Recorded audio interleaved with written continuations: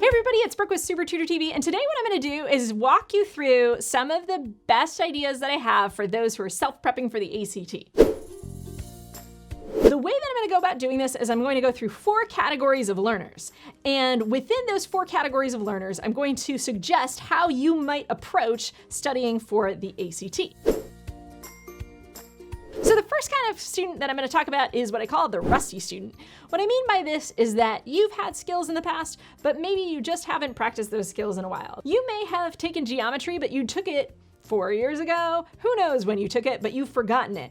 You might have learned all the grammar rules in English, subject-verb agreement, pronoun agreement, antecedents, all that good stuff, but it's been a while, and so you kind of forget it. If that's you, the best thing that you can do is practice and find what I'd call content drills. What I mean by content drills, especially for the math and the grammar section, is drills that identify specific types of problems that maybe you haven't done in a while, and you do them over and over and over again. Figure out what it is that you're struggling with, figure out what it is that's taking you so long that shouldn't be taking you so long, and go and find worksheets to drill it. Google them on the internet, whatever you have to do, drill those things. You can get a workbook that's just for the ACT, or you can actually go back to your school books. Drill all the things that you're not 100% on, even if you think you know what they are.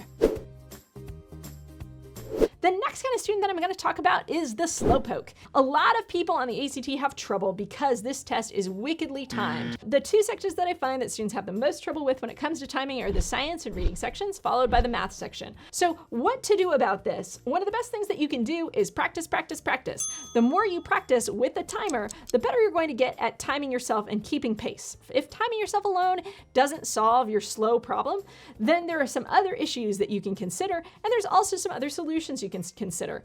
One thing you can think about is how are you approaching the problems, right? In the science section, if you watch my #1 secret tip, it's don't read the passage before you get into things.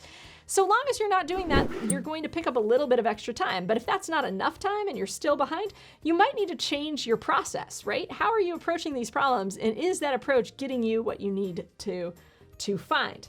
You might have to make some adjustments. You might have to be creative. You can adopt different strategies. You can skim a little bit. You can read a little bit. See what works best for you and experiment so that you can maximize your score in terms of pacing. The next kind of person that I'm going to talk about is somebody who is easily confused. A confused student might read a science passage and go, oh my God, that didn't make any sense. Or they might read a reading passage and go, oh my goodness, I don't understand what that means.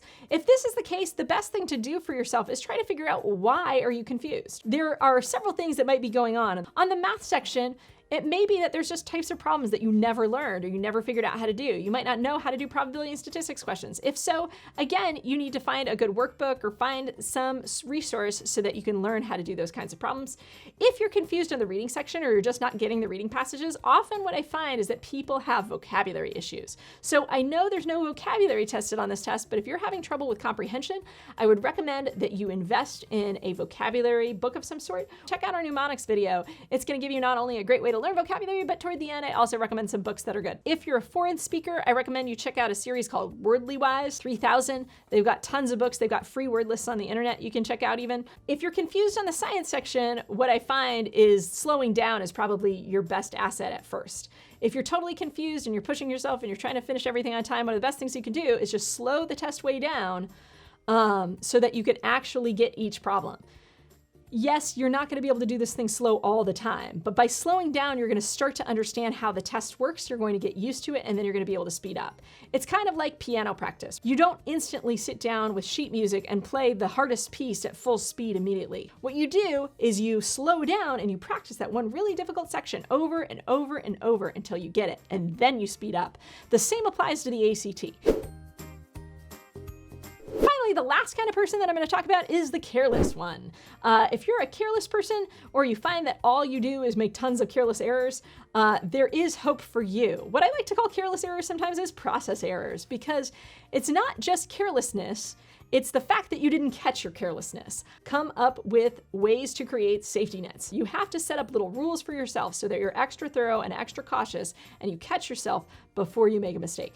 On the English section, your safety net may be that you always force yourself to read the entire sentence from front to back, and that you identify certain types of questions that you have to get more context for, right? You might have to read a little bit up or a little bit down so that you don't miss some critical lead-in or detail or something that's going to clue you in. For the the math, a safety net might be that you reread the question before you put the answer. On the science section, this might be reading every word. It might mean circling important details.